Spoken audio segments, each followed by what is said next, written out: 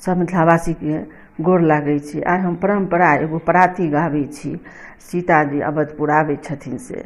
आशा है जे नीक लागत तऽ हमर भजन कीर्तन चैनल के सब्सक्राइब लाइक कऽ देबै।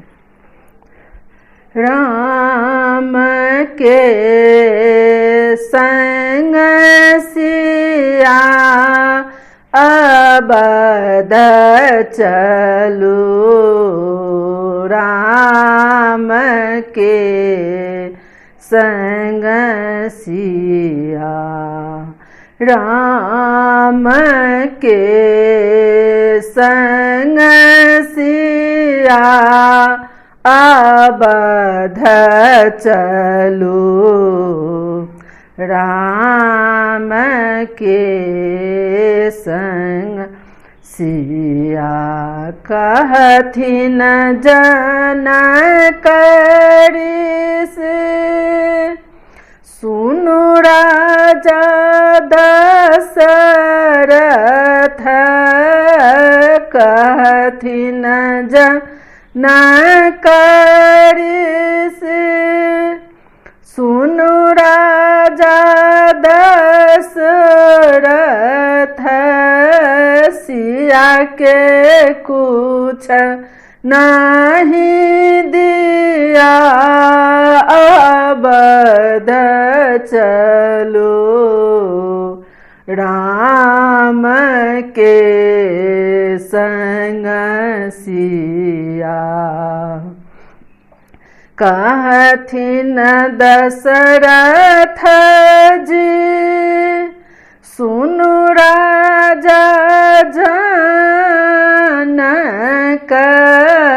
कहथिन दशरथ जी सुनु राजा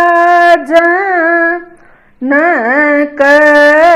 सिया ऐसो दिया माझे घर के दिया अवध चलो, राम के संग सिया।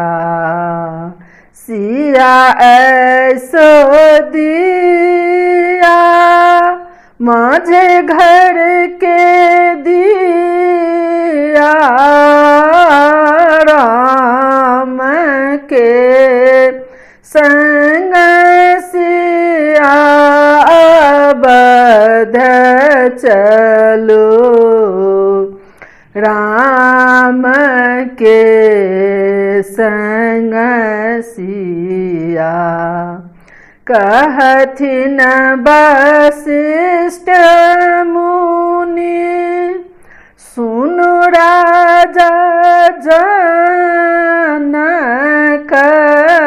कहथिन वशिष्ठ मुनि सुनु राजा जनक,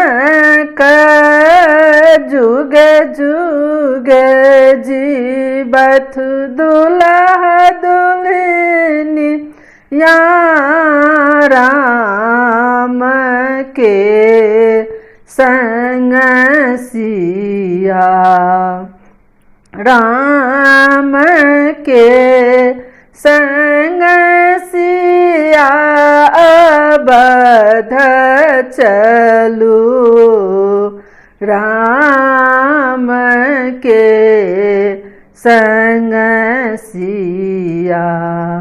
जय मिथिला, जय मैथिल। हमरा तरफ से धन्यवाद।